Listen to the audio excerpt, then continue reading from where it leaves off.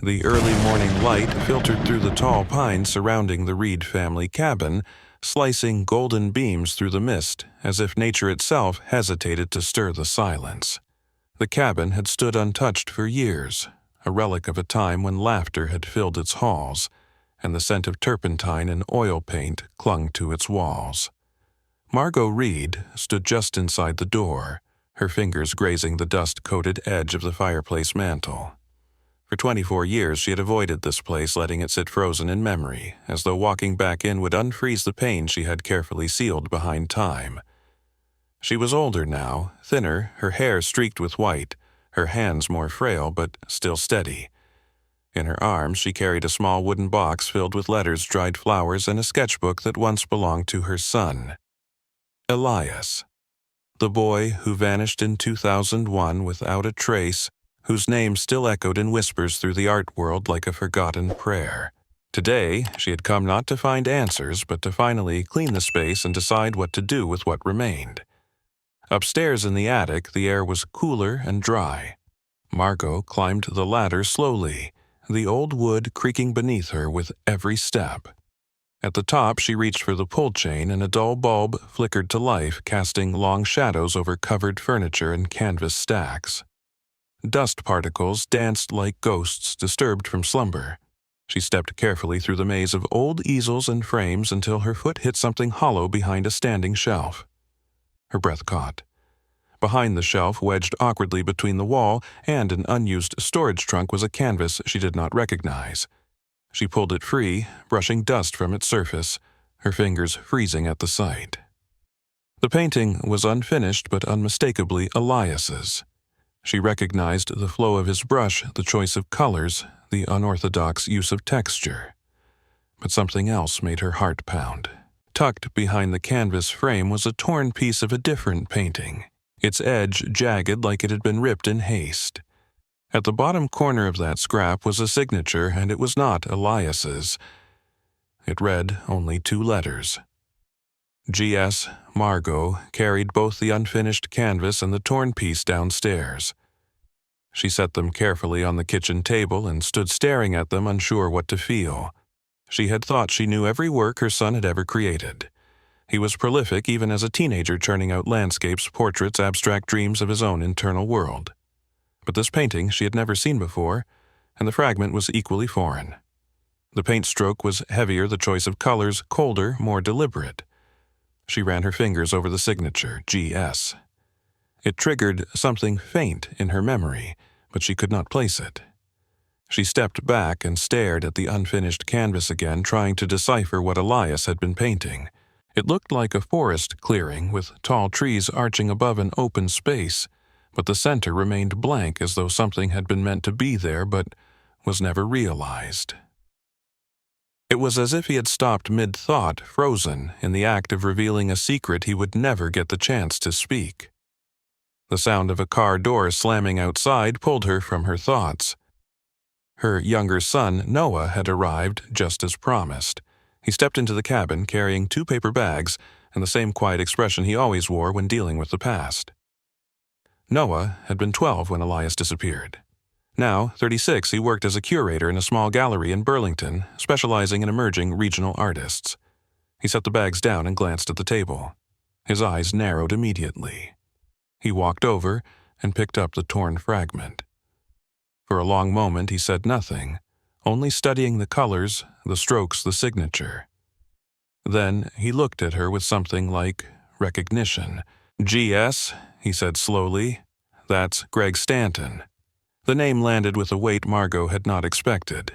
Stanton had been a prominent art patron in the early 2000s, one of the first to recognize Elias's raw talent. He had sponsored Elias's first gallery show and frequently visited the cabin during Elias's final summer. After the disappearance, Greg Stanton had gone quiet.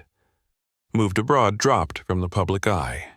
Noah reached into his coat pocket and pulled out his phone. He scrolled for a moment, then showed her an old gallery flyer from 2001.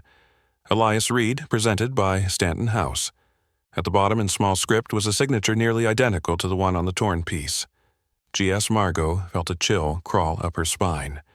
She had always assumed Elias vanished somewhere in the forest near the lake, maybe run away, maybe lost.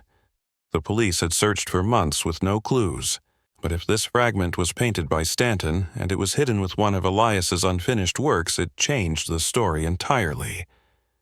It suggested Stanton had access to Elias's private materials. Or, worse, that Elias had painted alongside him or under him during those final days. But why would that have been hidden away like something shameful or dangerous?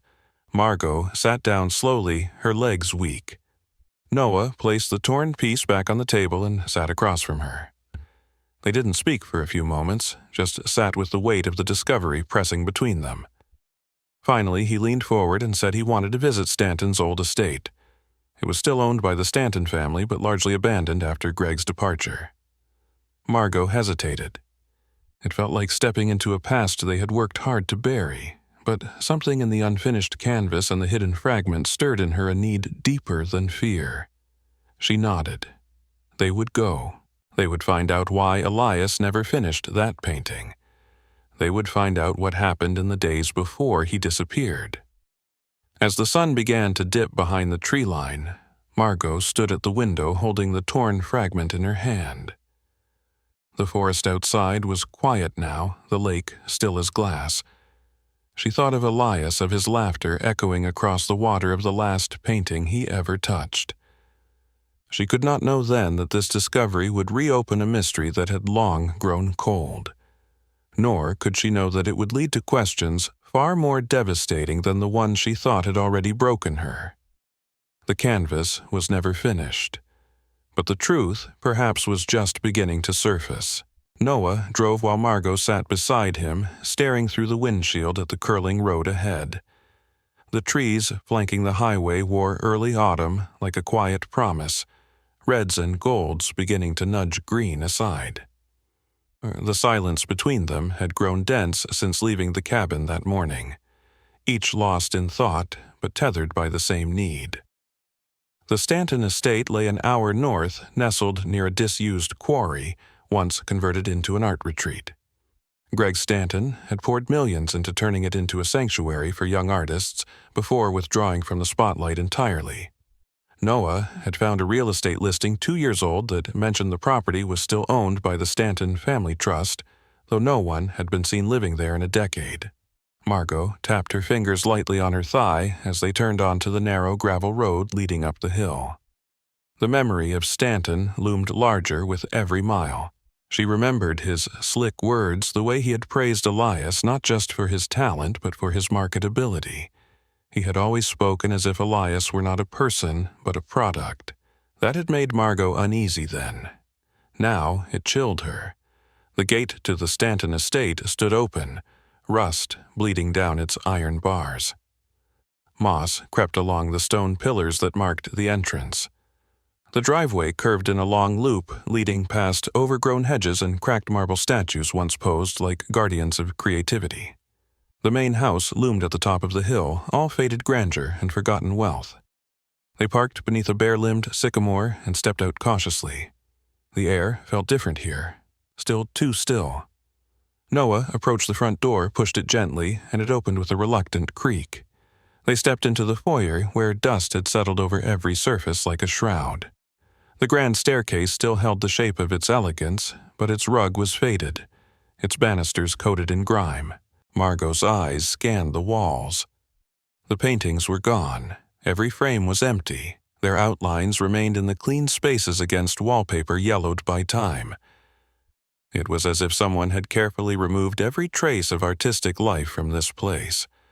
Only silence remained. They wandered through the parlor and then the library, finding the same emptiness repeated.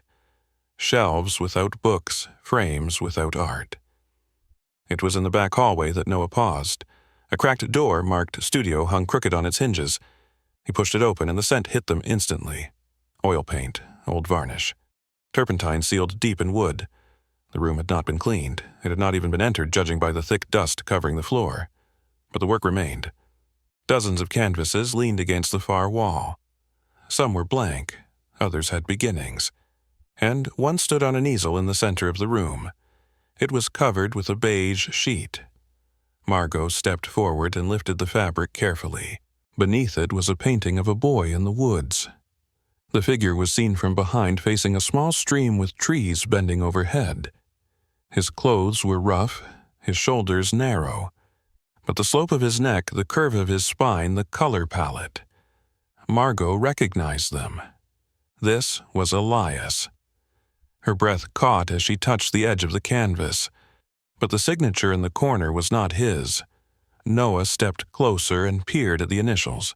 GS, the same signature from the fragment hidden in the attic. He walked to the far wall and began inspecting the other canvases. Most were unfinished. A few looked rushed, but the signature repeated on all of them. GS in the lower right corner. He turned to Margot, the question rising unspoken between them. Had Stanton painted Elias, or had he taken Elias's works and signed them himself? Noah crossed the studio to a small desk tucked in the corner. Inside the drawers were brushes, dried paint tubes, and a stack of old mail. Among the letters was one addressed to Stanton from a New York gallery dated 6 months after Elias disappeared. The gallery thanked Stanton for submitting the Forest Boy series and expressed interest in acquiring the remaining pieces. The letter mentioned critical praise and noted how haunting the subject matter felt. Noah handed the letter to Margot, who read it slowly, her hands trembling. They moved deeper into the estate, searching for any remaining trace of Elias. In a narrow back room, they found something unexpected. A photography darkroom, its red light still functioning. Inside were contact sheets pinned to corkboards and negatives stored in labeled folders. One sheet in particular made Margot step back. It contained photos of Elias candid and close. He was painting in one sitting in the forest and another walking alone near what looked like the quarry. All were dated weeks after his disappearance. She turned to Noah, her voice quiet but firm. These are proof. He was alive after the night he vanished. He was here. He was working. Noah nodded, but his face showed something darker. He had found a small notebook beneath the sink. It was a journal. The cover was stained with turpentine, and the first page read only 3 words. I am owned. They took the journal and a few contact sheets before leaving the house. Outside, Margot paused to look back at the crumbling estate. The walls had once been filled with ambition and talent. Now they seemed to whisper of secrets buried deep beneath privilege and silence. Noah drove them back in silence until they reached the edge of town. Margot finally spoke. We need to find out what happened to the rest of the Forest Boy series. If those paintings were based on Elias, they might hold clues. Noah agreed. He said he had a friend who specialized in underground gallery sales. Someone who might know where Stanton's works ended up. Margot placed the journal in her lap and stared at the handwriting. The words on the pages were sharp, precise, and raw. She could hear Elias in them as though he had been trying to speak through the ink. And now, finally, someone was listening. The gallery Noah curated had never felt so foreign to him. It was usually a space of calm and control, where light and color lived in harmony, and every frame had its place. But today, the walls seemed to stare back. The canvases hanging there now felt like lies, distractions from the growing sense that truth had been buried in paint for decades. Margot sat in the office, flipping slowly through the small journal they had found in Stanton's estate. Each page was a confession written in careful ink. Elias's voice steady even when the words hinted at fear. Some entries described long hours in the studio, not his own but someone else's, where he was told what to paint and how. Others mentioned the forest where he would escape at night just to breathe. Margot's hands shook as she turned another page. The entry was dated 3 weeks after he was reported missing. In it, Elias wrote about hiding one of his final works in a place no one would think to look. He said the painting held everything he was not allowed to say, and he hoped one day someone would find it and understand. Noah stood beside her holding a mug of untouched coffee. His eyes scanned the room, then returned to the fragment they had brought from the attic. It had been carefully framed now for preservation, but he kept it on his desk as a reminder. He had been reaching out to contacts all week trying to trace the remaining paintings from the Forest Boy series that Stanton had released. One name kept surfacing, a private collector named Emery Locke who specialized in acquiring withdrawn pieces from closed galleries. Locke was known for his discretion and the way he paid top dollar for works that could no longer be traced to the artist. Noah had seen Locke only once years ago at an auction where he had outbid a museum for a collection of rare self-portraits. The man had an eye for pieces with secrets, and now Noah believed Elias's final painting might be in his possession. Margot closed the journal and looked up. She had always struggled with art world politics the way money moved through beauty and turned it into something transactional. But now that same world held the key to her son's voice. Noah made a few calls and arranged a meeting through a middle contact. Locke agreed to see them, but only at his private gallery space, which was located 2 towns away in a converted barn surrounded by open fields and camera poles. Margot agreed to go, but insisted they bring the journal and the fragment with them. She believed Locke needed to see not just the value of the painting, but the truth it represented. They left that afternoon under a clouded sky that threatened rain, the mood inside the car just as heavy. The drive was quiet except for the hum of the engine. When they arrived, the barn looked almost abandoned from the outside, but as they approached, motion sensors lit up the path and the heavy wooden door opened by remote. Inside was a world of quiet luxury. Climate control hissed softly through vents. Spotlights lit the walls with precision. Paintings hung in solemn rows, each one labeled only by a number. Locke greeted them without introduction. He was tall, lean-dressed in gray, and moved like someone who never hurried. His voice was measured, almost soothing, but there was no warmth in it. He led them to a side room where a large painting rested under a protective cloth. Noah felt a chill. The shape of the canvas was familiar. Margot stepped forward as Locke pulled back the cloth. The painting beneath was breathtaking.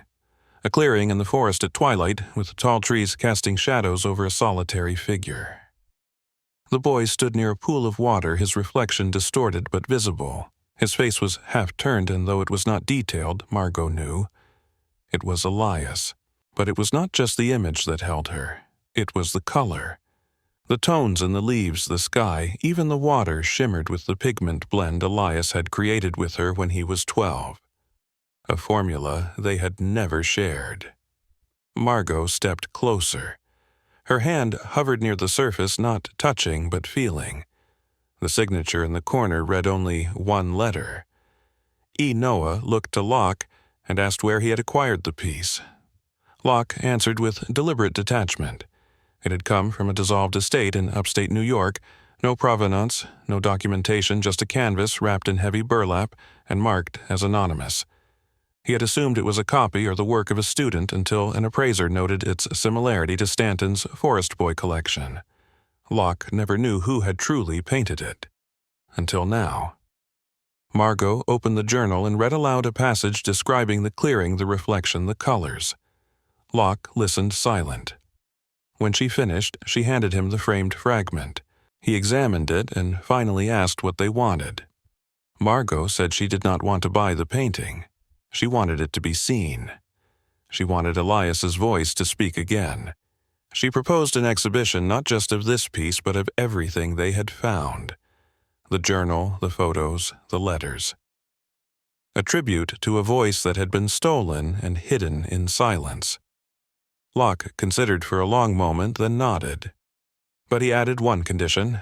The painting would be shown as anonymous, not because he doubted Elias's authorship, but because the art world was cruel. A name too easily ruined by scandal would bury the truth again. Margot agreed. Truth did not need a name to speak. It needed only light. Later that evening, as they left the barn and walked into the dusky field, Margot turned back to look at the building once more. The wind had picked up and the clouds overhead had begun to thin. She thought about Elias in that clearing, his reflection wavering beneath trees that never told his story. She imagined his hands mixing pigment, his brush touching canvas in the dark painting, not what he saw, but what he needed someone to see one day. That painting had survived. It had waited in the dark like a buried message. Now it would speak. The following morning, the wind pressed against the windows of Margot's home like a restless memory. She sat at the kitchen table rereading the journal pages spread like petals across the tablecloth. Noah stood nearby with a mug in his hands, but his eyes were focused elsewhere. His mind was on the painting in Locke's gallery and the color Elias had used. That pigment was not only rare, but homemade. Margot had taught it to Elias using minerals crushed by hand ground with oils and filtered through coffee strainers. No one else would know its formula. If it appeared in any other painting, it meant Elias had been there. Noah voiced this thought quietly and then opened his laptop to search through archived digital catalogs of art exhibitions linked to Stanton's name. After an hour of scrolling through low-resolution thumbnails and mismatched records, he paused. He found an image labeled Forest Study 13. It had the same color palette. The entry had been withdrawn from a gallery in Maine in 2003, 2 years after Elias disappeared. Margot leaned in. She traced the tree line in the background and pointed to a detail others might miss. A split birch leaning against a fallen log. That tree had grown behind her sister's cabin. The cabin had been abandoned for nearly a decade. Located deep in the northern forest, it had once been a retreat space for her sister, and later a vacation stop for the boys when they were small. Margot had forgotten it until now. She and Noah packed light and left by midday, driving north under a leaden sky that threatened snow. The forest thickened as the road narrowed, eventually becoming little more than a trail wide enough for their car. When they reached the edge of the old clearing, the trees pulled back as if holding their breath. The cabin stood gray and weathered, its roof slouched under years of moss and pine needles. Windows stared back like darkened eyes. Margot stepped out first and inhaled the cold air. The place still smelled of bark and damp leaves. She walked toward the porch and tried the handle. It opened without resistance. Inside, the air was musty, but not entirely stale. Someone had been there in the years since her last visit. The dust was uneven, as though disturbed and resettled. The fireplace held old ashes. A kettle sat near the sink. Noah moved to the back where the old storage room had once held camping gear. Now it was empty, except for a few stacked crates. Margot found herself drawn to the small room off the back porch. She remembered Elias painting there once, sunlight falling through the slatted wood. She opened the door and stopped. A canvas still stood on the easel. It was turned inward toward the wall. She stepped closer and slowly rotated it. The painting was incomplete. It showed the interior of the cabin from the exact angle she now stood. The edges were blurred, as if the image had been caught from memory rather than sight. But the detail that held her was near the baseboard. A small red book was tucked into the painting, painted so precisely it could have been mistaken for real. It was Elias's journal. Noah came beside her and studied the painting. He pointed to the far corner where a name was scratched into the wood beneath a thin coat of varnish. It was not a signature, it was a phrase. For Lena. Margot stepped back. The name sparked something. Lena Arlo had been Elias's closest friend during his last year at school.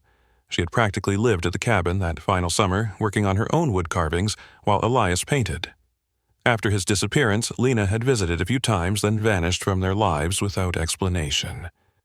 Margot had never asked why. She assumed it had been too painful. Now she realized there might have been more. Noah searched public records and found Lena still lived nearby in a converted woodworking shed not far from the lake. Margot insisted they go immediately. They drove through winding forest roads and found the workshop nestled between tall pines, smoke curling from a narrow chimney. A wooden sign hung above the door with her name carved in simple script. Lena answered the door slowly, her eyes widening at the sight of Margot. Her hair had grown longer, streaked with gray, and her face was lined with years that seemed heavy. For a moment she said nothing. Then she stepped back and allowed them inside. The workshop was filled with carvings tools and the smell of cedar. Margot explained they had visited the old cabin and found one of Elias's paintings. She asked gently if Lena had ever seen him after he vanished. Lena hesitated. Her fingers tightened around a chisel before she set it down. She looked at the floor and nodded once. She said Elias had come to her weeks after the disappearance. He had looked different, thinner eyes, dark from lack of sleep, but he was alive. He had begged her not to tell anyone, said he was hiding from someone, that someone in the art world wanted to erase him. Lena had not known who. She thought maybe he had gotten into something he could not explain. Drugs or money or a deal gone wrong. But Elias had left behind 3 paintings with her. She had hidden them ever since. She led them to the back storage room and pulled aside a tarp. Beneath it were 3 wrapped canvases. She unrolled the first. It was a self-portrait. Elias seated in shadow, his expression guarded but determined. The second was a forest path lit by the glow of a storm's aftermath. The third was a painting of Margot. She stood in a doorway looking out over a meadow, her figure surrounded by gold light. Margot gasped and reached out to touch the edge. Lena said Elias had painted it after a dream. He had said he missed his mother, but could not return until it was safe. Margot stepped back, eyes full. She asked if Lena still had contact with him.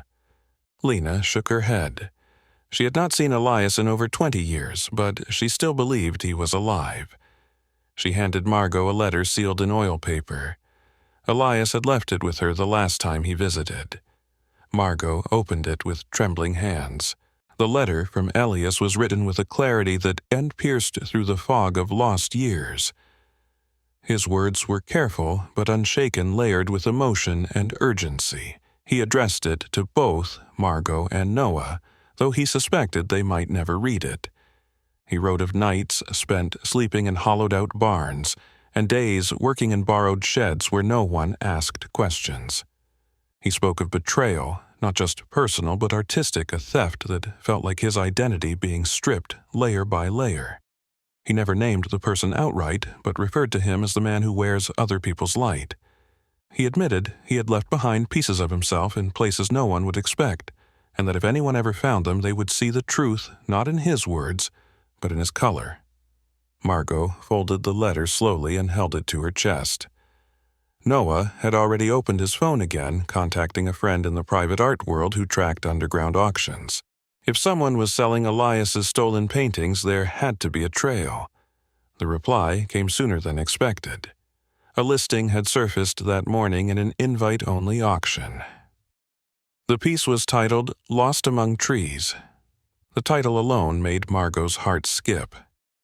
The painting was described as a forest scene with deep shadows and a solitary figure obscured in motion. The seller remained anonymous. The auction was being held in a repurposed mansion outside of Boston, known for trading untraceable art and reclaimed pieces. Noah made the call and arranged for them to attend as guests of a registered collector. They would have 48 hours to prepare. During that time, Margot and Noah returned to the gallery and scanned through the contact sheets from Stanton's studio. Several images stood out now with fresh meaning. In one, Elias was seen working on a canvas near a collapsed pine. The brush in his hand matched one that Margot had given him years before, carved with initials only she would recognize. That detail alone made it possible to authenticate future discoveries. Noah printed the photos and prepared documentation in case they needed to prove ownership. They also brought the letter. It was not legal evidence, but it was truth on paper. The mansion was a Gothic relic draped in modern wealth. High ceilings and dim lights created a sense of secrecy around every polished corner. Guests whispered in French-Italian and clipped English as they wandered between rooms, hung with pieces that carried no labels. Only numbers. Only mystery. Noah led Margot through the foyer to the auction gallery, where the painting labeled Lot 43 hung under a velvet curtain. The bidding would begin in less than an hour. Margot could not breathe until the fabric was drawn back. When it was, the room fell quiet. The painting held a forest scene blurred at the edges, as if seen through falling rain. In the center, a boy walked away from the viewer into a narrowing path, trees folding in on either side like guardians or witnesses. The color bled emotion, the brushwork unmistakable. Margot whispered that it was his. She knew with absolute certainty. Noah stepped forward and examined the signature. There was none. An older man in a tailored suit approached them quietly. He introduced himself only as the steward of the collection. He asked if they were interested in bidding. Noah replied that they were. The steward handed them a paddle and warned that the reserve price was high. Margot asked who consigned the piece. The steward offered no details but glanced briefly toward a man seated alone near the back of the room. Margot followed the gaze and recognized him instantly. Greg Stanton. Older now, with silver in his hair and a different posture, but it was him. He sat as if the room belonged to him, expression neutral, hands folded. Margot felt the blood rise in her throat. Noah reached for her arm and steadied her. He leaned in and said they would get the painting first, then deal with the man. The auction began, and pieces moved swiftly. When Lot 43 appeared, the room stilled. The bidding opened high and climbed steadily. Noah joined late, his voice firm. Another bidder countered. The steward nodded as prices escalated. Margot could barely watch. Finally, at a number she would not remember, later Noah called the final bid. No one answered. The gavel fell and the room exhaled. The painting was theirs. Margot wanted to leave, but Noah walked toward the back of the room. Stanton stood before they reached him. He did not smile. He simply said he had expected them sooner. Margot asked him where Elias had gone. Stanton looked at her and said nothing. Then he turned to Noah and said the boy had talent but not discipline. He claimed Elias had wasted opportunity and walked away from a future few were ever offered. Margot interrupted him. She held out the letter. She asked him if he knew what was written inside. Stanton's expression did not change, but his eyes narrowed. He refused to take the paper. Noah stepped between them and said they had proof now, not just of Elias's work, but of the theft. He promised to expose Stanton if he ever saw another painting leave his estate. Stanton said nothing. He walked past them toward the door, his presence already shrinking behind them. They collected the painting and signed the transfer papers. As they drove home, Margot stared at the canvas in the back seat. The boy in the painting was walking deeper into the forest, but now she felt he was not lost. He was leading them somewhere, toward something he had always hoped they would find. The painting they retrieved from the auction rested carefully in the center of Margot's studio, flanked by soft lights and covered in museum-grade glass. Margot stared at it for hours, absorbing its textures and silent weight. She kept returning to the figure in the center of the path, the boy disappearing into the trees. It did not feel like a goodbye. It felt like an invitation. She reread Elias's letter every morning, now hoping a new line would give her a clue she had missed. One morning, she noticed something different. On the back of the final page was a faint pencil sketch nearly erased, but still visible. It showed a building, a single-story structure with a sloped roof and a large front window. Beneath it, Elias had scribbled 2 words, "Guest House." Noah leaned over the letter and recognized the sketch immediately. That was the guest house behind the Stanton estate. They had not checked it when they visited. At the time, it had seemed abandoned, swallowed by overgrowth and distance. Now, it called to them like an unfinished verse. Margot agreed they needed to go back. She would not ask permission. They drove early to avoid attention. Fog rolled low across the road, giving the air a dreamlike quality. By the time they arrived at the Stanton property, the sun had broken through in long, pale strands. The main house remained silent. No car in the driveway. The guest house stood behind it, partially hidden by hedges that had not been trimmed in years. Ivy climbed its walls and its windows reflected only the shifting clouds. Noah led the way through the overgrowth and tried the door. It was locked. Margot retrieved the key she had taken from the studio drawer during their last visit. The lock turned with a reluctant click. Inside, the air smelled of paper and old wood. Sunlight pushed through gaps in the curtains. Dust floated in the light like ash in still water. The space was small, one open room with a kitchenette, a cot, and a desk pushed beneath the front window. On the desk were several sketchbooks stacked neatly. Noah opened one and flipped through the pages. The drawings inside were not Stanton's. They were raw, emotional, and unmistakably Elias's. There were images of trees, faces blurred with time-fragmented memories stitched together with charcoal. Margot opened another and found a series of sketches of the same boy walking through various seasons. Snow clung to his shoulders in one, and another spring burst from every branch around him. On the final page of that book, Elias had drawn himself with a mask in his hands, looking down at it as if uncertain whether to put it on or throw it away. Margot sat down slowly, her hand trembling. Noah continued searching. In the small closet beside the cot, he found a wooden box sealed with rusted hinges. It took several minutes to pry it open.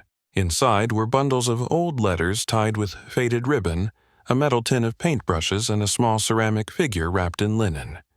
He unwrapped it and held it to the light. It was a tiny sculpture of a bird no more than 4 inches tall, carved and painted in Elias's distinctive style.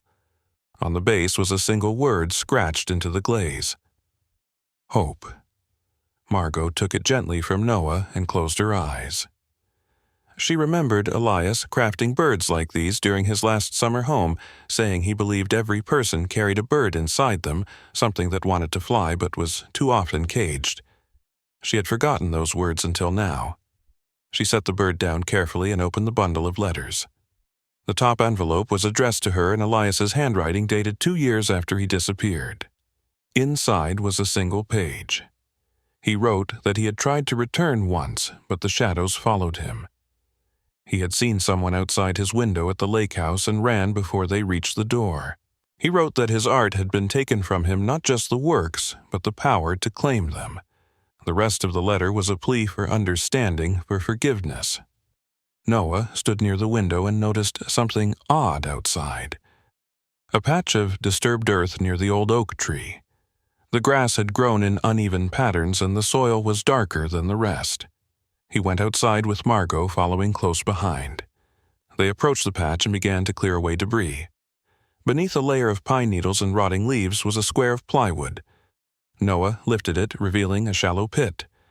Inside was a metal storage trunk covered in grime and bound by a leather strap. They carried it inside the guest house before opening it. Inside were more paintings, smaller than the others, but wrapped carefully in wax paper. Each one was labeled with a year and a name. The names were unfamiliar. Some were just initials. But the art told stories. A girl sitting by a river, a man playing violin in a subway, a child holding a kite string in a windless sky. These were not just Elias's memories. They were stories of others. Margot realized they were portraits of people Elias must have met while living in hiding. At the bottom of the trunk was one final envelope marked for the one who stayed. Margot opened it and found a single photograph folded inside. It showed Elias seated on the porch of the guest house, eyes half closed, painting a canvas no longer visible in the frame. Behind him stood a shadowed figure barely in focus, but Margot recognized the outline. It was Greg Stanton. Her heart pounded as she studied the image. Elias's posture was relaxed, unaware, but Stanton's gaze was fixed directly at the camera as if he knew someone would one day look back. Noah leaned over her shoulder and said they needed to take everything. The trunk, the sketchbooks, the photograph. They left the guest house and returned to the car without looking back. The photograph of Elias, seated with Stanton in the background, had become a permanent fixture on the table in Margot's kitchen. She studied it each morning as though the grain of the image might eventually give her the words Elias never had the chance to say. Noah kept the trunk in his apartment, cataloging each painting, each letter, and every name Elias had marked on the backs of the canvases. One in particular caught his attention. The painting was of a trail in the woods, curved and narrow, lined with stones and saplings that leaned into the path like eavesdroppers. On the back, Elias had written the name Wren Hollow and the year 2005. Noah searched the name online and found a nature preserve 2 counties north, a dense forest reserve with limited public access. The date matched a time when Elias had dropped completely off the radar. Noah printed the photo and compared the trail in the painting to satellite images of the reserve. It matched perfectly. The winding trail, the arch of trees, the split rock at the bend. It was a real place. Margot suggested they go there in person. If Elias had painted it, perhaps he had stayed nearby. They arrived at Wren Hollow just after sunrise. The parking lot was empty, the air crisp with the quiet chill of mid-autumn. Noah had brought a printed copy of the trail map and the painting. Margot carried a thermos of tea and Elias's letter folded and refolded in her coat pocket. They walked the trail in silence for nearly an hour, the sound of their footsteps swallowed by pine needles. Birds called out overhead, unseen but present. Eventually, they reached the bend in the trail where the split rock stood like a marker. It looked exactly like the painting, down to the moss that grew across its center. Margot paused and looked around. Just off the path, a narrow break in the underbrush led into a thicket of cedar and birch. Noah pushed through first branches, catching his sleeves. 50 yards in, the trees opened slightly to reveal a small clearing. In the center stood a weathered cabin with a sagging roof and windows fogged with age. Margot stopped and stared. The silence felt full. They approached the cabin slowly. The door stood half open. Inside was a single room with a cot, a small table, and a wood stove. Dust covered everything, but not in a way that suggested abandonment. It felt like someone had simply stepped out and forgotten to return. On the wall above the table hung a framed piece of parchment, unevenly trimmed. It was not a painting. It was a charcoal sketch, quick and expressive of Margot herself. Her face turned slightly to the left, her expression caught between sadness and strength. Below the sketch was a signature, just E. Margot reached out and touched the frame with trembling fingers. Noah opened the cabinets and found dry food sealed in jars. He checked the drawers and found a rolled-up cloth holding brushes and pencils. They were worn but clean. At the back of the room, leaning against the wall, was a large pack. Inside were hiking boots, a coat, and a small sketchbook wrapped in a scarf. Noah opened the sketchbook and flipped through. The drawings were recent. One showed the cabin from the outside during winter.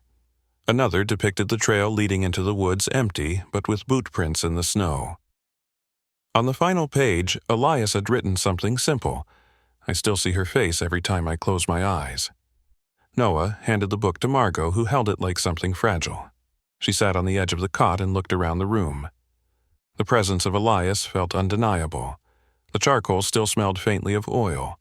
The pencils had been sharpened recently. Noah stepped outside and circled the cabin, looking for signs of return. He found none. But just beyond the tree line, near a crumbling stone wall, he noticed a small bundle wrapped in canvas. Inside were 5 paintings, all unfinished, each depicting variations of the same scene.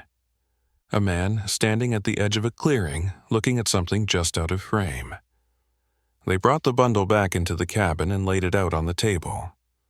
Margot recognized one of the poses from an old photograph she had taken of Elias on his 15th birthday. The tilt of his shoulders, the way he held his hands in front of him. He had recreated that moment multiple times, as though it mattered, as though he could not let it go. Noah noticed something odd about the backs of the canvases. All 5 had been marked with tiny pencil notes, not dates, coordinates. He entered one set into his phone. It pointed to a nearby overlook on the preserve's map. They packed the paintings and left the cabin just before noon, following the trail until it split east toward the bluff.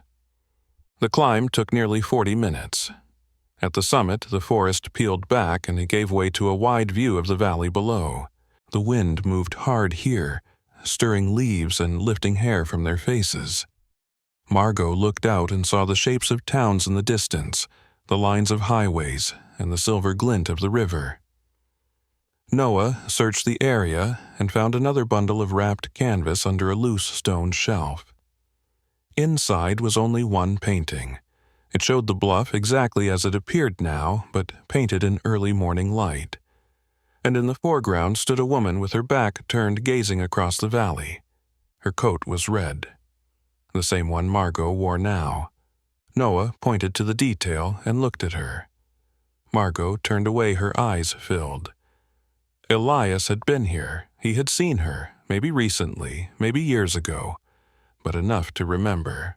They returned home in the dark with the painting wrapped in thick cloth and laid flat across the back seat. Margot sat beside it, her hand resting on its surface as if keeping it warm. The sight from the bluff still lingered in her chest like an echo. She had stood there unknowingly while Elias had watched from somewhere in the trees. Whether it had been last year or 5 years ago no longer mattered. What mattered was that he had painted her not as a memory, but as someone alive in his world. She had not vanished from his mind. She had existed there fully and quietly. The next morning, Margot unwrapped the painting and placed it against the wall in the studio. The early light from the windows fell over it just as it had in the forest. Noah brought coffee and stood beside her. He said he had been thinking about the unfinished pieces from the cabin and how Elias had recreated the same image 5 times. It felt like he had been stuck trying to express something but never reaching it. Noah believed the answer was not in the image but in what was missing from it. They examined each of the 5 paintings again, laying them side by side. Margot noted that in each version the horizon was different. In one, clouds drifted apart. In another, the light hit the treetops with intensity. But in every piece, the figure stood alone. Always turned slightly, always at the edge. Margot suggested the final painting, the one they found at the bluff, was the conclusion to the series. It had something the others lacked: completion, a sense of presence. Noah agreed, but said it still did not explain why Elias had left them behind. He began searching the coordinates again. Most led to natural spots, places without much development, but one caught his attention. It pointed not to a forest but to a closed structure near the edge of a riverbank, marked on older maps as a lodge that had burned down 15 years ago. Noah pulled the property records and confirmed it had belonged to a family friend of the Stantons. The fire had been ruled accidental. No one had been injured. But no one had ever claimed ownership of the art materials listed in the inventory. They drove to the site that afternoon, the road leading them through rural fields and then tapering off into gravel. The remains of the lodge were barely visible. Only a foundation and a few scorched posts stood like broken ribs along the hillside. Charred wood lay mixed with weeds and vines that had grown through time and disuse. A narrow path curved behind the structure toward the river. They followed it, stepping carefully through undergrowth and soot-stained stone. Behind the lodge's remains, tucked under a lean of broken timber, was what looked like a sealed crate. Noah cleared away the debris and opened it. Inside were ashes, burnt canvas, and pieces of warped wood frames. But mixed among them were sections of preserved material protected by the way the crate had been positioned. Margot lifted a half-burnt painting and recognized Elias's hand immediately. The edges had been consumed, but the center held a familiar image. A forest fire, a figure running. The trees closing in. They pulled out 4 more partial works. Each one showed destruction. Flames licking at the sky buildings collapsed under weight faces hidden in smoke. One canvas had only a single word painted in white across black ash: taken. Noah examined the back of each piece and found small notes in Elias's handwriting. One read, "The beginning of silence." Another read, "He asked me to forget." The last one had no writing at all, only a faint outline where a signature had once been. Margot sat on the grass holding one of the fragments. She said Elias must have stayed here during the early years after he vanished. He had worked in this space. The fire had either been an accident or something worse. Maybe he had destroyed them himself. Maybe someone else had done it for him. Noah suggested they take what they could and bring it back to the studio. These pieces were different. They were not meant for display. They were messages. Back home, Margot spread the salvaged canvases across the floor. The air in the studio held a new weight. These were Elias's unspoken years. Years wrapped in fear, in escape in the absence of voice. She remembered a conversation they had once had when Elias was 15. He told her that art was not always about beauty. Sometimes it was about honesty. Sometimes it hurt. She had told him then that pain deserved its own canvas too. She looked at the piece with the word "taken" again. It was jagged and uneven. A scream without sound. She realized Elias had tried to say everything, but no one had been listening. Noah suggested they include these pieces in the exhibition they were building. Not as complete works, but as evidence, as proof of a journey no one had known. Margot hesitated. She wanted to protect what was left, but she also knew Elias had left them for a reason. She nodded and said yes. The truth needed to be seen. Later that night, Noah took another look at the photograph they had found in the guest house. He enlarged it and studied the edges. In the far right corner, past the trees barely visible, was another figure. It was not Stanton. It was smaller, possibly a woman. Margot came over and looked at it. She said nothing for a moment. Then she whispered that she had seen that coat before. It belonged to someone named Claire Dalton. Claire had been a student who once worked in Stanton's gallery, an intern with talent but no support. She had disappeared shortly after Elias. The police had ruled it a runaway. But now the idea took root. Maybe Elias had not been alone in hiding. Maybe others had vanished too. And maybe not all of them had escaped. Rain moved across the windows in slow streaks as Margot sat with the fragments spread before her. She reached for a piece where the paint had cracked in long vertical lines like something peeled from beneath the surface. That word, taken, echoed in her mind with a weight she could not shed. Noah stood at the table with the photograph enlarged on his laptop. The figure in the far corner remained blurred, but the shape of the coat and the length of the figure suggested it had been a young woman. He searched through archived files and found a blurry headshot of Claire Dalton from a school directory dated the year she disappeared. The resemblance to the blurred figure was striking. He pulled old press releases from Stanton's gallery and found Claire listed as a junior assistant during the same summer Elias vanished. There were no follow-up records, no employment history, no graduation notes. She had simply vanished. Noah called a contact in the state records office and asked for help locating any trace of Claire Dalton. A day later, a response came back. Claire Dalton had never renewed her state ID. Her last recorded location was a post office in Maine in late 2002. Then nothing. Margot and Noah sat in silence for a while, each piecing together the same uneasy thought.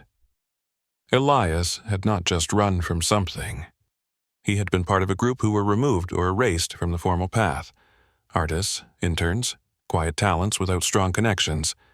They had slipped between the cracks, and Stanton had walked on untouched. Noah checked art registries and found a handful of unsigned works that closely matched Elias's technique listed under a name that seemed invented. Irane. The style was too similar to be coincidence. Brush strokes, color signatures, and visual metaphors all pointed back to Elias. These works had appeared in select private sales between 2004 and 2007 and then stopped. Margot said she believed Elias had sent a message through those paintings. Pieces of a confession disguised as landscapes. She felt something else remained hidden, not just in the artwork but in the words. She returned to the trunk and pulled out the remaining stack of Elias's letters. Most had never been opened. Many had never been sent. They were addressed to places, not people. Letters to buildings, to rivers, to windows. She opened one, labeled "To the hallway" with the cracked tile. Inside, Elias described a memory of pacing back and forth near a gallery restroom, too afraid to step out into the room filled with wealthy strangers. He described the moment a voice behind him had whispered directions. The voice had belonged to Claire. She had taught him how to remain invisible. Another letter read, "To the gravel road with the 2 white stones." In it, he recalled hiding behind a tree while someone argued nearby. He heard Claire threaten to go public. He heard a slap, then silence. He had wanted to help, but he had stayed frozen. The next day, she was gone. Margot placed the letter down slowly. These were not just memories. These were confessions, trapped in coded envelopes, like a man rehearsing his testimony in case he never made it home. Noah read through the rest.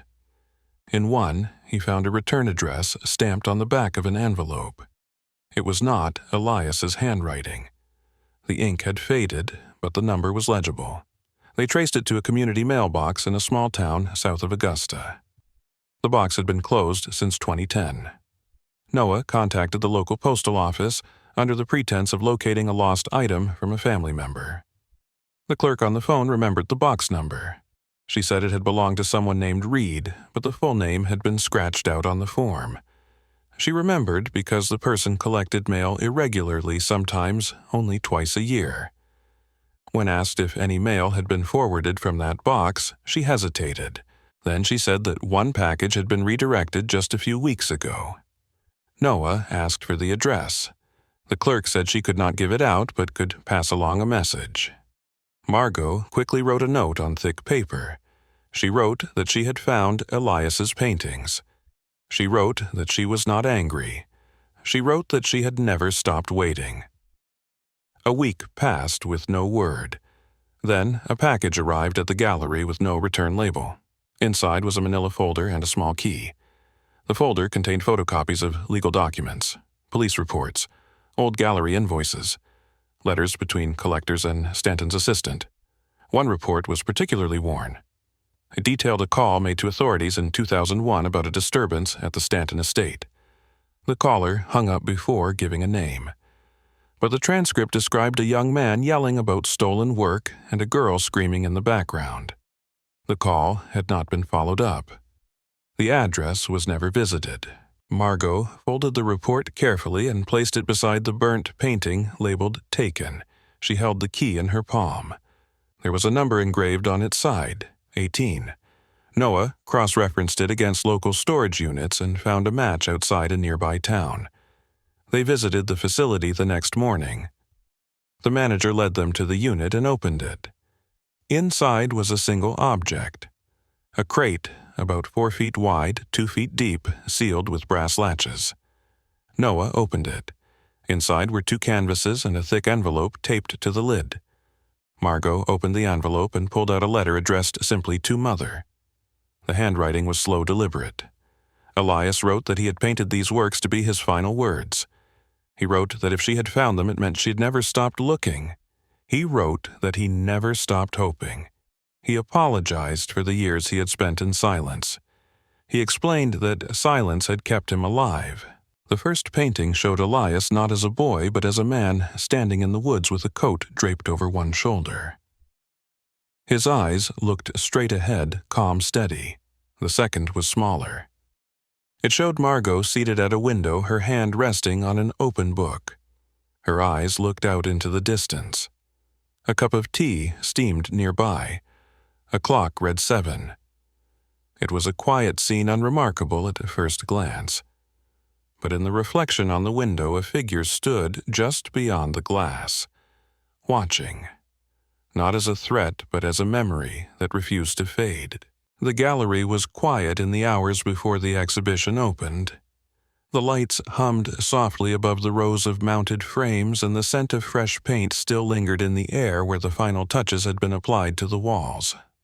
Margot walked slowly through the space, her fingers lightly trailing along the edge of each label, her eyes scanning the small printed cards that carried the names of each piece. Some bore titles Elias had written in his journals. Others had been labeled by Noah based on Elias's descriptions or notes, but none of the paintings bore a last name. There were no grand explanations, only initials, only color, only memory. Noah adjusted one final light above the largest canvas in the center of the main room. It was the last piece they had found. The image of Margot sitting by the window, her gaze turned outward, and the faint outline of a figure reflected in the glass. The original painting had not needed restoration. The brush strokes were intact. The color had not faded. The glass had cracked slightly at the edges during storage, but the imperfection made it feel more alive. Outside, a line had begun to form. Friends, journalists, local artists, people who had once seen Elias's early work, and those who had only heard his name whispered in quiet reverence among collectors. Margot stood near the entrance as the doors opened and guests began to file in. Some moved, slowly pausing at each painting. Others moved quickly, at first then stopped short when the weight of the work settled on them. Noah stood near the back wall where the letters were displayed in a series of frames. Each had been carefully selected. The ones that spoke of loneliness, the ones that remembered love, the ones that held regret, and especially the one addressed to Mother. That letter rested alone beneath a light that had been softened to preserve its paper. Margot did not read it again. She had memorized every line. The words lived in her now like marrow in bone. But she watched others read it. She watched their faces shift. Some blinked quickly, some turned away. A few remained still for long moments before moving on. A young woman stood near the self-portrait of Elias as an adult. She asked if this had been the last thing he painted. Margot stepped beside her and said no. The last piece had never been found. But this one was close. The woman nodded and stepped away. Noah joined her quietly. He said someone had just recognized the style in a piece they had seen years ago in a private show. The painting had been unsigned, but the brushwork matched perfectly. Margot said it made sense. Elias had left trails everywhere. He had scattered pieces of himself like seeds across the world. Not to be collected, but to grow. To be found slowly. Not all at once. They moved through the room together, pausing at a canvas that had been badly damaged in the lodge fire. The restoration team had recommended not displaying it, but Margot had insisted. The word "taken" still visible in the middle. The edges blackened. It reminded her not only of what had been lost, but of what had survived anyway. A man approached and asked if the artist was still alive. Margot answered honestly. She said she did not know. She said she believed he had been. She said she hoped he still was. The man nodded. He said he felt like he had seen the artist in every piece, that he had not vanished. Just stepped aside so others could see clearly. Later that evening, when most guests had left, and the last of the lights had dimmed to their overnight setting, Margot sat alone in the center of the gallery. The room was quiet. The silence felt different now, not empty, not heavy, just full of presence. She looked at the painting of the window again. Her own face looking outward. That part always held her attention. The figure in the reflection was subtle. Some people missed it entirely. Others saw it right away. But for Margot, it had always been there. She remembered how Elias used to paint light first, before form, before detail. He would sketch the way it touched surfaces before deciding what belonged beneath it. That was how he had painted her. Not as an outline, but as someone seen through the filter of light. Noah returned with 2 cups of tea and set them down beside her. They sat together for a while, saying little. The gallery would remain open for 3 more weeks. After that, the collection would be donated to a nonprofit that supported young artists without formal training. Noah had arranged the partnership quietly. Margot had only signed the papers. She did not need the collection to be hers. It belonged to anyone who needed it, anyone who had once felt invisible. A few days later, Margot returned alone just after closing. She walked through the rooms again, slower this time, allowing her eyes to rest longer on each canvas. At the final piece, she paused and reached into her coat pocket. She pulled out the small ceramic bird Elias had sculpted. The one labeled Hope. She placed it gently on the narrow ledge beneath the painting and stepped back. It caught the light perfectly. As she turned to leave, she noticed something at the edge of the doorway. A small envelope had been slipped through the gap under the door. No return address, no stamp, just her name. She picked it up and opened it slowly. Inside was a single sheet of paper. No date, no signature, just 6 words written in a familiar hand. I was never lost. Just quiet. Her breath caught. She read the words again, then folded the note and placed it in her pocket. She stepped out into the evening air. The sky was wide and soft with early stars. The wind moved through the trees with a sound like pages turning. She walked down the street toward home, her footsteps steady, her heart no longer searching. If this story moved, you take a moment to like and subscribe to the channel for more powerful narratives. Share your thoughts about the plot in the comments and let us know where in the world you're watching from. Your voice helps these stories live on.